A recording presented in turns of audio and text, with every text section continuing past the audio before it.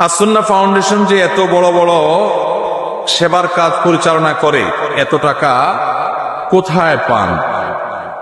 ভাইরা আমার, আসুন্নাহ ফাউন্ডেশনের অনেক কার্যক্রম আপনারা দেখেন অনলাইনে, অফলাইনে, বিভিন্ন ভাবে। মূলত একটা প্রজেক্ট বাস্তবায়ন করতে আমরা যে পরিমাণ টাকা খরচ করি, অনেকে মনে করেন এর চাইতে অনেক বেশি টাকা লাগে। আমাদের দেশে রাষ্ট্রের সম্পদ যদি অপচয় তসরুফ না হতো, তাহলে এই দেশ শুধু রাষ্ট্রের যে সম্পদ খরচ করা হয় ওইটা দিয়েই রাষ্ট্রশূন্য হয়ে যেত, খুব বেশি কিছু লাগতো না। শুধু দুর্নীতি বন্ধ করলে,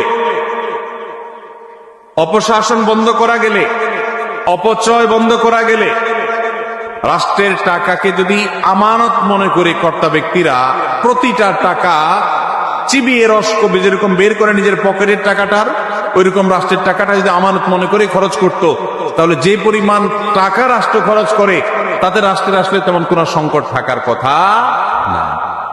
আমরা ক্ষুদ্র সেবামূলক কাজ করে আমরা দেখেছি যে একটা প্রজেক্টে 20-50 লাখ টাকা দিয়ে কত যে কাজ করা যায়, কত যে পরিবারকে স্থায়ীভাবে তাদের দারিদ্র্য বিমোচন করা যায়, অথচ শত শত হাজার কোটি টাকা চলে যায় আমাদের ছোটখাটো প্রজেক্টে। তো সেইগুলা যদি আমরা রোধ করতে পারতাম তাহলে আসলে টাকা অনেক বেশি লাগতো না। আসুন্নাহ ফাউন্ডেশন যে শত শত কোটি টাকা নিয়ে বসে আছে আর খরচ করে আসলে তা কিন্তু না। মূলত প্রথমত আল্লাহর বরকত, দ্বিতীয়ত হলো আমাদের একটা দীপ্ত শপথ আছে, সেটা হলো নিজের পকেটের টাকা খরচ করতে এত চিন্তা করব না, মানুষের দানের টাকা খরচ করতে যতবার চিন্তা করব। এবং আল্লাহর ফজলে সেজন্য আল্লাহ তাআলা বরকত দেন। এবং সেই সাথে যেই টাকা আসে তার সবই হলো আপনার সাধারণ মানুষের টাকা, একেবারে মাস পিপল, একেবারে সাধারণ মানুষের যে টাকা, সেটা দিয়ে আসুন্নাহ ফাউন্ডেশন চলে আলহামদুলিল্লাহ। আপনারা যারা যুবকরা আছেন, এলাকায় সেবামূলক কাজ করতে চান, অনেকে চান কি চান না আপনারা অনেকে হয়তো বলবেন, ভাই আপনার ফাউন্ডেশন থেকে কিছু আমাদেরকে শীত বস্ত্র পাঠিয়ে দেন, কিছু টাকা পয়সা দেন, কিছু আমাদের ত্রাণ দেন, আমরা এলাকায় কাজ করি। যুবকদেরকে বলতে চাই, আপনারা যদি এলাকায় সেবামূলক কাজ করতে চান, আপনার এলাকায় সেই সব সেবার কাজ শুরু করে দেন যেগুলোতে টাকার দরকার হয় না।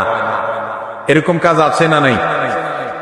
আপনার এলাকাতে একটা রাস্তা ভাঙা, আপনারা 4-5 যুবক মিলে সেই রাস্তাটা, ভাঙা রাস্তাটা মেরামত করে দেন শারীরিক পরিশ্রম করে। সম্ভব কি সম্ভব না?